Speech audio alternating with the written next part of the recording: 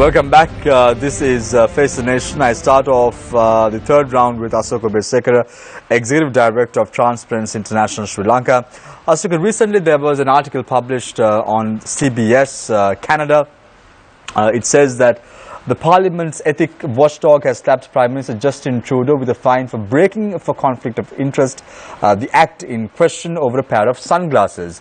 Trudeau paid $100 for failing to declare a gift worth more than $200 within 30 days of accepting it, according to a notice from the Office of the Conflict of Interest and Ethics Commissioner, Mario Dion. Now, there are regulations across the world. We see if there is an acceptance of a gift, if there is an acceptance of money, you need to declare it.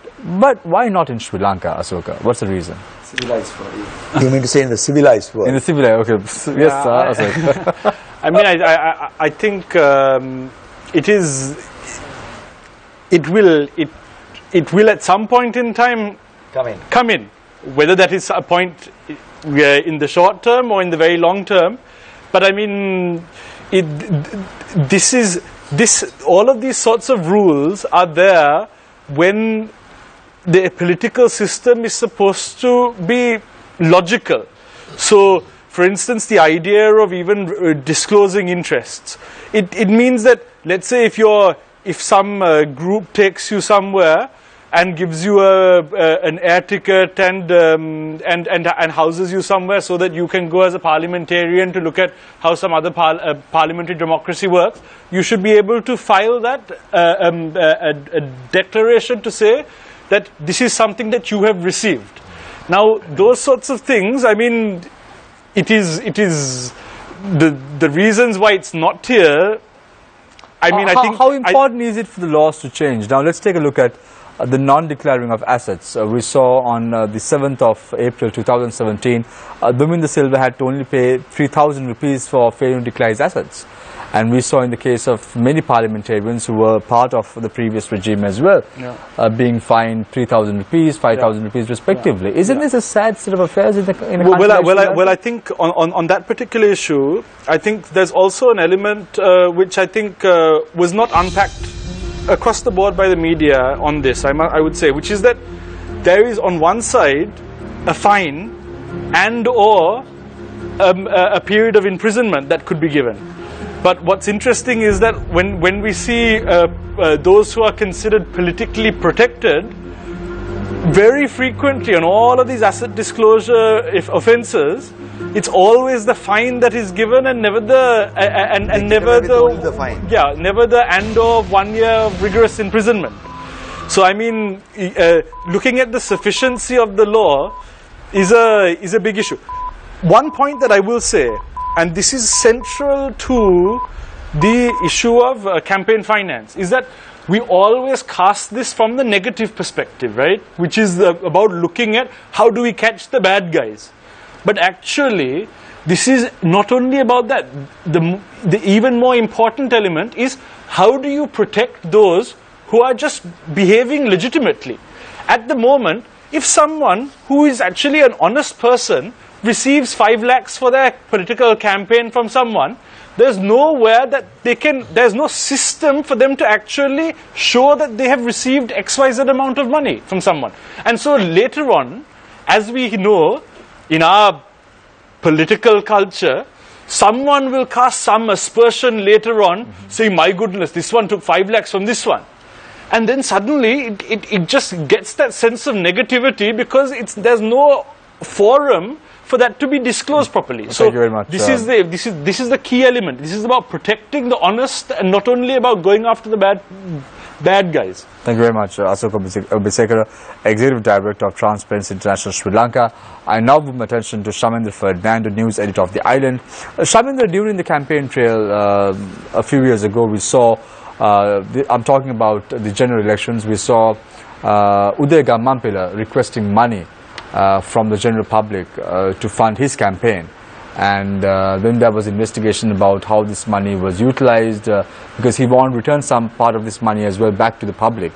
there was many talk about how he was trying to get money from the general public to fund his campaign. We saw internationally, we saw that a similar setup being seen at the US presidential polls, which was headed by President Barack Obama in the year 2012 and also 2007, requesting public to fund the election campaign.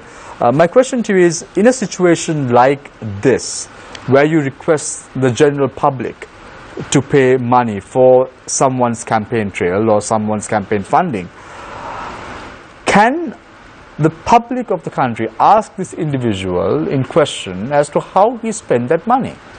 Isn't this ethical enough? Isn't this they have a right to enough? ask? Yes, they have a right to ask. Answer is a different issue. As to whether they get an answer is different. No, it's like this. I mean, politically speaking, you know, people can make a big issue out of, Udaya Gamampila's thing. I think Udaya Gamampila as a politician tried to involve the people in this campaign. Right? I mean, he was asking for 100 rupees from an individual, and if the people wanted to, of course, fund him, it's okay. I mean, there is absolutely nothing wrong with that. But here, the issue is far bigger, where powerful countries have the opportunity to change the system here. No, but my question is very simple, Shamindra, because when President Barack Obama did a similar setup, his entire spending and income was shown in a website. So there was transparency. However, in Udaya Gamampila's case, it was not the case. He did not show where the money came in. Do you want to compare Udaya Gamampila with I'm not in any way trying to do that, because then I'll probably be very silly to compare, two individuals in two different countries, and yes. I'm not trying to compare, but I'm trying to say is, you saw that happening there, but why aren't we seeing something of that sort happening in a country like Sri Lanka? Why? No, anything can happen in this country. This is the only country where the people, candidates rejected by people are accommodated in parliament. The only country, right? How many people? See, all the people who contested on the UPFA and lost, many people in 2015 August, they entered parliament, right? So we must not try to compare the situation here with Singapore, Bhutan or some other country. Now, there was a program in the afternoon we participated where they were talking about the situation in Singapore, and they were comparing Singapore and Sri Lanka. So I raised a simple question, and they were talking about the honesty, how the Singaporean system works. I asked a simple question: why can't they hand over Arjuna Mahendran to us? He's a Singaporean, right? So similarly, if you talk about the US funding, now there must be a system in the USA to ensure that they do not utilize their funds to regime change here or Africa or some other part of the world. Right now, here they have announced that they spend nearly $600 million and part of that money was spent in Sri Lanka. So we like to know whether that funding was made available to the NGOs, the civil society, any particular political party, because we know in 2010 and 2015 the US Embassy in Colombo put together this coalition. The UNP, SLMC, JVP and the TNA. Thank you very much, Shamindra.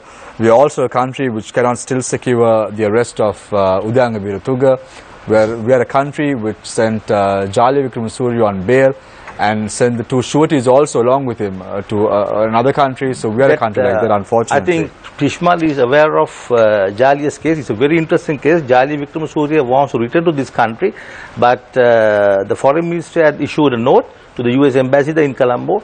They have waived diplomatic privileges, so he cannot come back.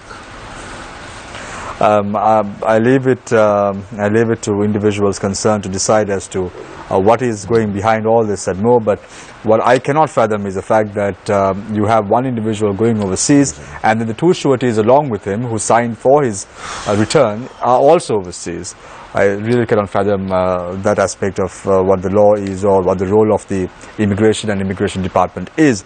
I now move my attention to Mr. Kesaralal Gunasekara, a former Member of Parliament of the United People's Freedom Alliance, also a council member. Mr. Gunasekara, campaign funding, you say that you spent only 650,000 Sri Lankan rupees for your funding. And the next election, as a result, you were not even able to enter the fray because you were fighting with individuals who were spending millions. No, not this 650,000 is not for the local authority. Not the local authority. I'm talking far about more less for the local authority election. I'm talking about the parliamentary elections. Yeah. But it's important to have campaign funding as well. Just as Krishmal mentioned, you know, you can't be finding the money to print T-shirts or caps or whatever it is. But there has to be an ethical, a moral right of the politician concerned, from where or from which party or which source he's getting the money from.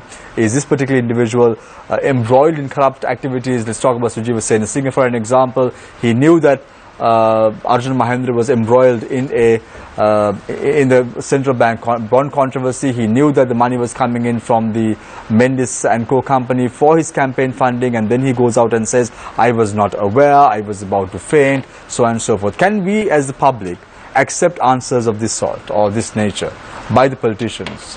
Can we accept? Can we accept? We certainly can't. I mean, number one, I ask this question. If anybody gets money, why don't you put it to your own account? You get money legitimately, somebody comes and give you can put it to your account now. Exactly. An account for it. Yeah, and you're accountable. I mean, that is what happens in the US elections. They have their own campaign fund account. Anybody gives money to that account, it has to be disclosed. But they keep a tab on it to find out whether somebody got anything thereafter from through the government or through the president. That's what they do. So the question here is now with regard to there is another strategy that was used by another person contesting elections. You say I am going to collect 100 rupees and it's a till. Who knows who has given? Any fine day, any day you can say, look here, I received 20 million, I received 30 million through the till. It can even be money laundering. Who knows? Those are strategies. You need to understand. So you I feel if you're honorable enough, you have your own accounts, that's it. You can show it to anybody. Now, with regard to what my good friend said about the 600 odd million, in fairness to the NGOs, I think I say this because if the government has made this disclosure, certainly the monies have gone into certain institutions which have a proven track record. They are open. Their accounts are open for public scrutiny, etc. But the question of 7.6 million is not something like that. That is totally different. That's close to a staggering 1 billion Sri Lankan rupees. Close upon more than 1 billion. 1 billion rupees. 150 rupees. So that's an issue. I feel that we need to come up with laws. But the question here is, don't forget, laws have to be passed in Parliament, not anywhere else. That is the place where all the culprits are. As to whether they are. Now, the Speaker tabled the Code of Conduct, I think about 3 months back or 4 months back. What has happened to that? The drafting started in 2015. Or before that? The promise was made before. Yes. Drafting started in 2015. Yeah. What has happened? Mr. Gunasekara, let's talk about the allegations leveled at the previous government strongmen like Vimal Veeravansa, who started off his political career with just a post office, just a bookshop, where he started off his political career. But today he's a multimillionaire, has houses in Thalawathagoda, you name it, all mansions. Why aren't investigations being carried out as to where did these individuals find the funding to buy houses, properties, so on and so forth? Why not? There are two agencies. Number one is the police, and number two is the income tax department. Both those agencies are equally liable to find out, go behind people, from where do you get this money, how did you manage to buy vehicles, everything. I will tell you a story. A friend of mine sent money from Australia to the tune of some 11 or 12 million rupees for the mother to purchase a house. He sent the money from Australia. 6 months later, he was questioned by the department and asked to provide the details of the purchase of the house. That's how those countries operate.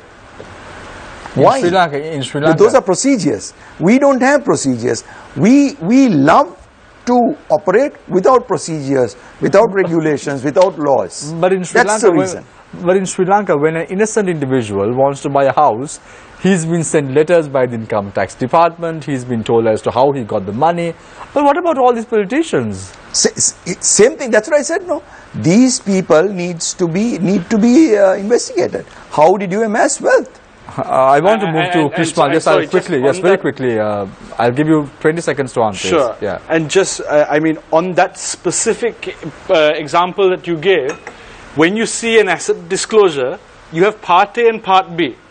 Part A is your asset disclosure as of the first date that you ever had to file a declaration. So when you started your political career, when you were first elected, when you were first nominated. Part B is your most recent one. So you just look at what someone has disclosed when they first started out and what they should be disclosing in B.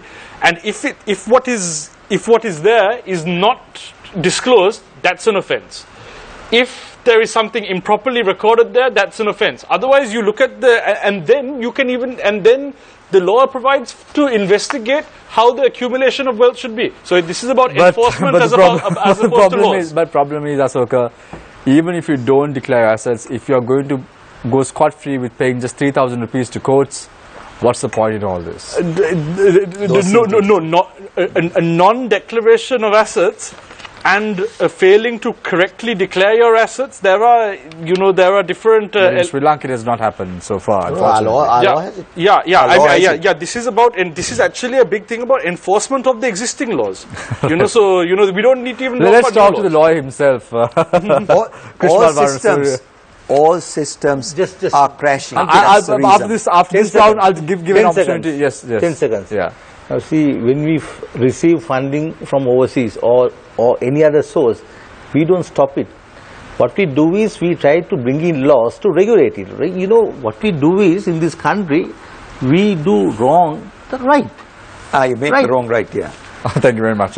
Anyway, we had a former finance minister who said, I don't know where the $2 billion came from, a Belgian party or not. So this is Sri Lanka. Everything happens in this wonderful nation. I now move attention to Krishma Varasurya, who is a member of the Bar Association of Sri Lanka and also an eminent lawyer in the country. Krishma, you heard three speakers now before you speaking about campaign financing, non-declaration of assets. Why is it so important in Sri Lanka to bring in regulations, to bring in the regulations right? Now, Asoka just mentioned, it's not just 3,000 rupees, Shamir. You can even bring in a rigorous imprisonment of 1 year, up to 1 year, if non-declaration of assets. But this has not happened in Sri Lanka, unfortunately. There is no proper precedent in the country to go about or to impose some sort of fear amongst the politicians. We see individuals like Mahinda Daluthgamage amassing so much of wealth.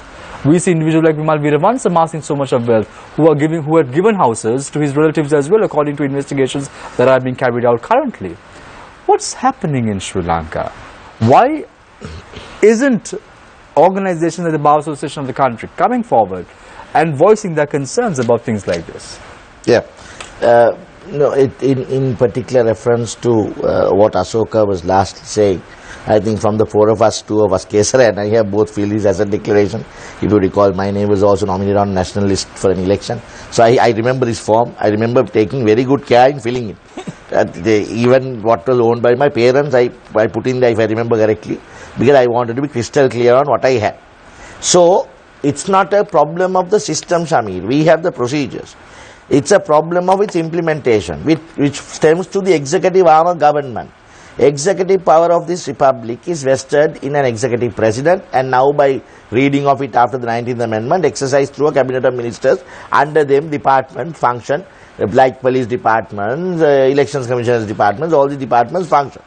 Now, if officials don't follow the law and go and prosecute and investigate, as we were saying, then surely they must be brought to book.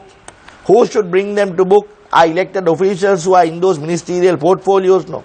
So if once again, I am sorry I had to point the finger out there to those of you who elect and place these people in office. Because if I were a politician, which I am not, and if I were running for some office, first thing I'll do is, I will ask for money. Because I don't have money to run election. But I will say, here is the name of some qualified man who will ask a friend to help me out, I can't pay. Can you please maintain accounts for me? Put it up as case on some web page and say, this is my account. Anyone can have access to it. Anyone can see what I've done with the monies you all have given. Anyone can see how much. Now, if you remember correct, now this is why I say this brings up to the point of not following up on the procedures we have. I can say honestly, not 700 millions or billions, now we are not even talking of how many other politicians got the billions from perpetual treasuries, because now China Hub has taken over perpetual for some twist of fate or concerted or otherwise. We are now talking of China and not perpetual. But I can say at the time that my name was on one of those national lists, corporates funded us also. But luckily I kept a form signed by that particular party secretary where I noted down everything that I got. And when I handed over, I got their signatures. So I know that I have not unduly gained by whatever that was funded. Because all corporates fund, Shamir. And this is a question we need to get to the root of. As you said, as a bar, I think we have to, now that I represented the bar today at this discussion, I will take this back to the bar as well. Sonali knows, up to about 2012, I was a very active member of the bar, so I was convening committees and in several committees. But after a while, I thought since we have fought a battle and we were going to get a good regime in with positive governance principles and models, I thought, well, I can take a relaxed step and get concentrated on my practice. But now I think it's time back to get to the drawing board. We must also activate the bar. Sonali and I will discuss this at length, but she's also a lawyer, no? And so is Asoka, fast getting there. So fast getting there. 10 years delayed. So, but we have to now proactively think of some regulation where, because all corporates fund, we all know it. All corporates fund politicians, and across the board they fund differing interest case. If whoever who can do, they can influence more when they come to office, they give more money. So we have to regulate it. They give all parties. Krishma, let's talk about the income tax department. Yeah. They're very keen on nabbing an innocent person when he buys a house or when he buys a vehicle. The income tax department is behind them to ensure that they pay the required taxes, they pay the proper stamp duty to the provincial council, so on and so forth. But 225 members of parliament, why not? They can. They can. Question why aren't they doing it? Well, let's both ask that question from the Inland Revenue Department and the Commissioner. Like you say, who runs after all the so-called innocent parties. It's not only innocent. Even now, we professionals have now suddenly had to pay double the taxations and all that. And we have to now find ways of getting our children to school and maybe subsidize on the school fees and maybe take them out from the schools that they go to and put them to that Lanka parcel or something like that to pay the taxes to the state. But what I'm trying to say is, yes, they need to. And why are they? Not because there is no political will. And that comes back to the people. Remember, a democracy gets the people that they deserve. A democracy gets the representatives they deserve. So if you don't elect the right people, you're not going to get the right result. As they say, you throw peanuts, you get monkeys. Thank you very much. I open the floor for questions from our journalists. So I'll get back to Shamindra for sure in a few seconds. But I want to open the floor for questioning and get the timer started. So let's start off with Sonali. I'll get back to you, Shamindra, in a minute. Thank you, Shamir. Ms. Varnasurya, my question is to you. Now, very simply put, the voter needs to be able to approach his or her representative and say, I'm casting my vote for you. Who is funding your campaign? And the voter deserves an answer. However, we don't have in Sri Lanka currently a framework which facilitates this. So that's the sort of issue that we're talking about today. So let's for a moment stop talking about the parliamentarians and how we need political will to bring this in. There are the other multiple stakeholders. For example, there's TISL, there's civil society, and the Bar Association of Sri Lanka.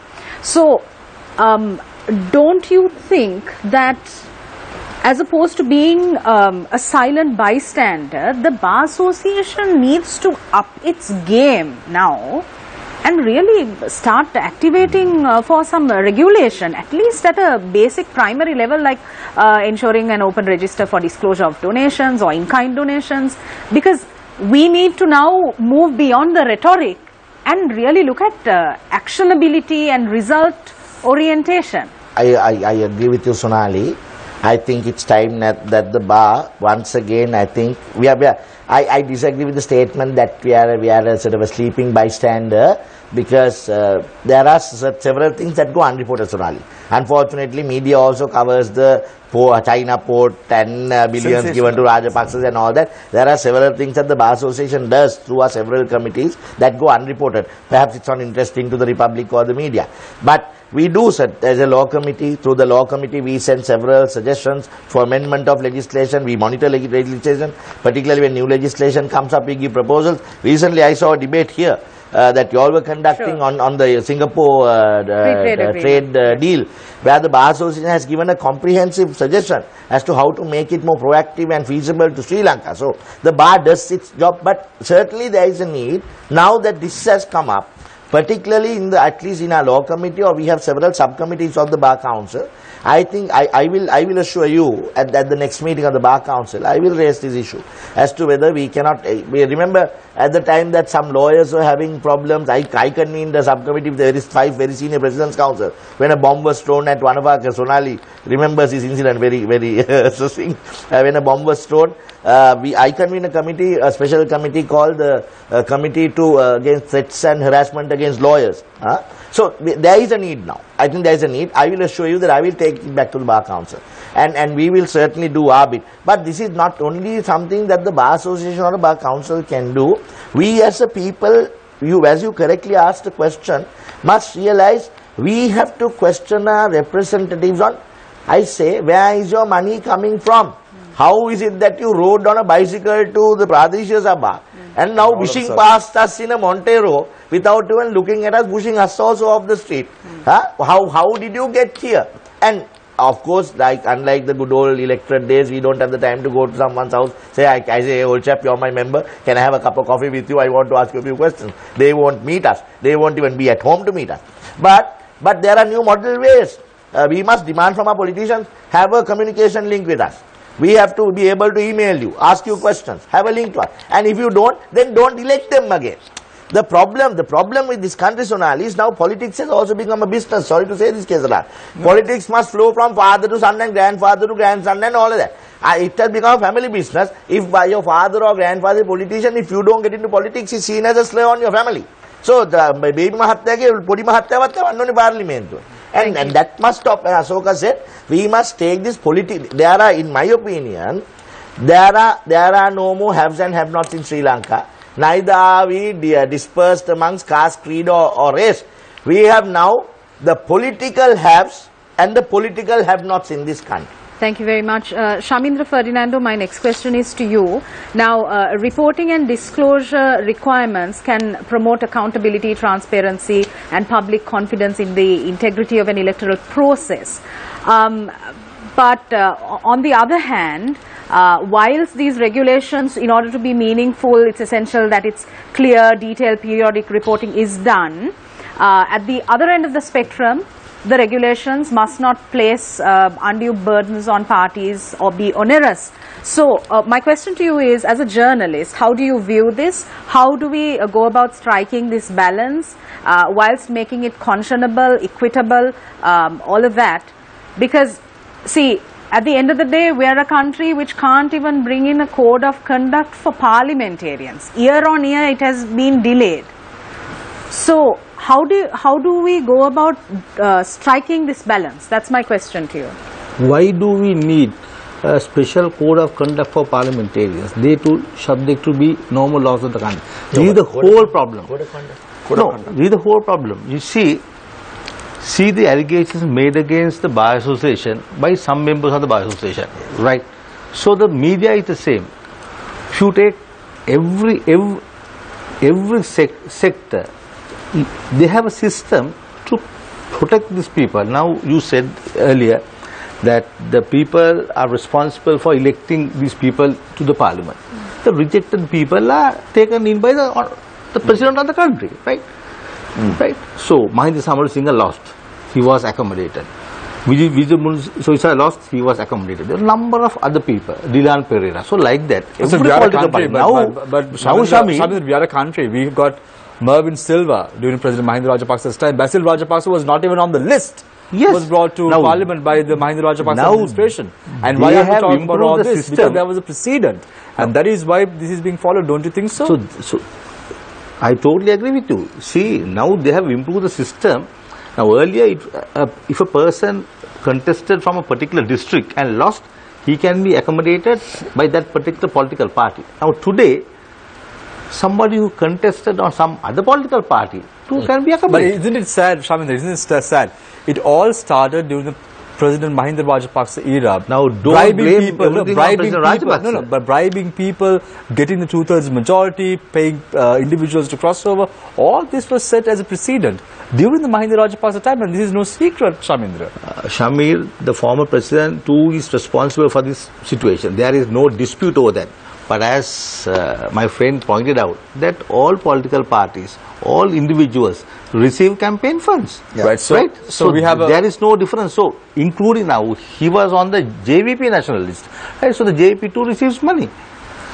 Anyway, there's a question from freelance journalist Srinath Fernando. The question is to Mr. Kesara Gunasekara and Ashoka Besekara. The first question to Ashoka is, journalist sources are protected by Wigmore test. True or false? I have no idea what that test is. The Wigmore test is the Wigmore criteria. The communications must originate in a confidence that they will not be disclosed. This element of confidentiality must be essential in the full of and satisfactory maintenance of the relation between the parties. Okay, so you are not aware of it. So let's in ignorance, I will agree with what you probably right. So let's move to Mr. Kesara Gunasekara.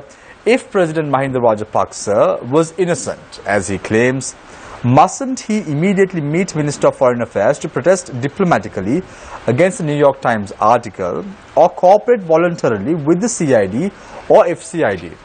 Question from freelance journalist Srinath Fernando. He should. I think that is what is expected of him. That is what is expected of him, because if there was an article, he can always go to the foreign ministry or to the prime minister and tell, look here, there is nothing, please get this matter sorted out. It's a bad name for the country as well. He can do that. Ashoka, right now the Elections Commission of Sri Lanka is working on campaign finance regulations. There is a draft that they have come up with. Meanwhile, the Bribery Commission under its Director General, Mr. Sarath Jayamana, President's Council, is also working on amending the asset declaration law to promote public access, as in to bring those asset declarations into the public domain, and to also, on the other hand, strengthen the punishments for non-disclosure and for false disclosure. Given the current political climate, we're having provincial council elections coming up. Hopefully, if according to some opinions at least, we abide by the constitution, then in September, if not by the end of the year, as has been agreed to by politicians, then we have presidential and parliamentary elections to follow soon after. In this political climate, do you realistically expect these moves, which are currently happening at a bureaucratic level right now, to ascend to the political level in Parliament and then to see the light of day, to become law in Sri Lanka? Well, I think it's very encouraging to see the work of the Elections Commission on campaign finance. They have taken the bold step of in their policy document going beyond disclosure and actually looking at expenditure limits at elections, which I think is a very progressive step, and that is a very big step. But the fact that the Elections Commission is thinking in that way is very encouraging. Likewise, the fact that Seabok in the Declaration of Assets and Liabilities Amendment Bill is looking at ensuring public access, that's very encouraging. But this thing about political will, I mean, on one side, the reason I think that the Elections Commission is anyway doing this is because there was a cabinet decision to really work on campaign finance. And now they are going to have to deal with and work with the policy that the Elections Commission has now framed initially and take that forward. However, I would say that this needs, I mean, this on the political buy-in, the president ultimately has been elected by a coalition of different groups that bought into his mandate.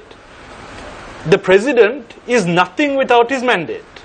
So the president has spoken so much about the need to change the political culture of the country during his election campaign and everything else in late 2014.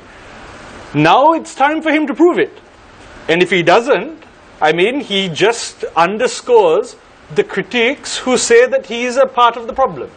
So, I mean, now he has to show with action these sorts of reforms that can change the political culture. Otherwise, I mean, his mandate is nothing and all he is his mandate. Mr. Gunasekara, the president has disowned his manifesto. Do you think that what Asoka is speaking of the president fulfilling his mandate, will come to fruition by the conclusion of his first term? Number one, this is a matter for Parliament. Whatever laws that are brought in has to be brought in by Parliament. It is not an exercise of the President, but he can insist, he can prevail upon Parliament. He can prevail upon the Prime Minister to go ahead and bring this thing. But it is Parliament. I'll tell you something. These regulations pertaining to campaign finance is not something that is still debated in Parliament. It is not. I don't think it will see the light of day very soon. I don't think so. But they are not interested. Very simple. In very simple What about terms. your party, the Sri Lanka Freedom Party? We your should party, be interested the party in of the president. We should be interested in it, but as to whether So your colleagues in the SLFP are also not interested in it? Pardon? Your colleagues in the SLFP are not interested in pushing... If they were interested, we would have seen this, say, 1 year back. It's very clear that they are not for it. And I mean, you got to understand that this is for the good of the country. Bring in these regulations so that you can get good people. And I think, just to add, especially given what we have seen in the last 6 months as well, regarding the huge issues around perpetual treasuries and other things and interests in finance. I mean, if with all of that, there is no movement or desire to bring campaign financing, and I think Mr. Gunasekara is quite right in saying that there is very little interest in it, but if that is the case, then, I mean, you know, nothing shines a light on the reality more than that. Krishmal, I just have a quick question. So it's a civil society. It's a civil society that, I always say this, civil society in this country is dormant. Hey. Mr. Varnasuriya takes issue with that. I think he also has civil society. Yes. He is also, the question that I have for you is this. Several occasions that you've been on Face the Nation, you've spoken of sovereignty as vested in the people of Sri Lanka by the constitution. It's a controversial idea maybe. Do you think that when it comes to sort of purposes of election funding, that there should be a prohibition on receiving funding from overseas agents? Not domestic, but From overseas agencies, you say? When I say overseas agents, it could be a foreign government, an entity connected to a foreign government, a foreign intelligence agency, an overseas agent. Right, yeah, but certainly for it. Now, today you must realize I am representing the Bar Council, the Bar Association of Sri Lanka, and I am not here as a civil activist. So, my response to you on any other day would have been different. As a Bar Association, because we have membership of cross-section of society and political ideologies, I would say that that as a legal fraternity we have to frown upon foreign intelligence agencies or those that are known or reasonably prudent man ought to know has a vested interest in the funds being given. But other than that, just because they are foreign, for example, if a multinational company with a branch association here which has business dealings in Sri Lanka, or which has future potential development plans of Sri Lanka, if they want to invest in some politician who they feel that will do something towards their industry, I see no problem in doing that. But certainly foreign intelligence agencies and those with vested interests, then we must be careful. But I will not draw a distinction between foreign or local, whether it comes in rupees or dollars. If you need good people in public office, Nadeem, the citizens must also realize they can't. As Asoka said, some of them, the so-called political elites, I don't call them elites also, but so-called politic castes, I call them, they make money so that the future generations can run for politics. But Krishman, can I just finish my answer? Finish my answer? So, that can only be turned, that vicious cycle can only be turned by independent persons with integrity holding political office. And for them, they do not have those millions to contest election. So someone has to fund them.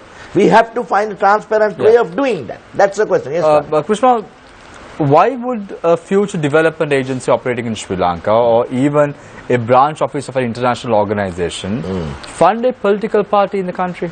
I did not talk of international agency. I said a multinational company which should have a future potential development plan. Say, for example, ecotourism.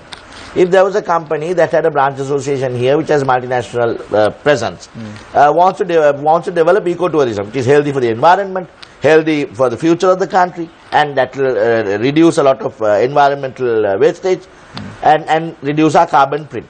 Now, if such a company thought that there are certain politicians who are very vociferous on this issue, they are called lobby groups in other countries. If there were people who were here, they thought, possible candidates, who will take that environmental message forward if they were to assume office, I see no reason why they shouldn't fund their political campaign, because it's in their interest. It's in their interest, one, to make profit. No one does charity. Everyone does something to gain a profit. But as long as it's not illegal profit. That's what I'm trying to say.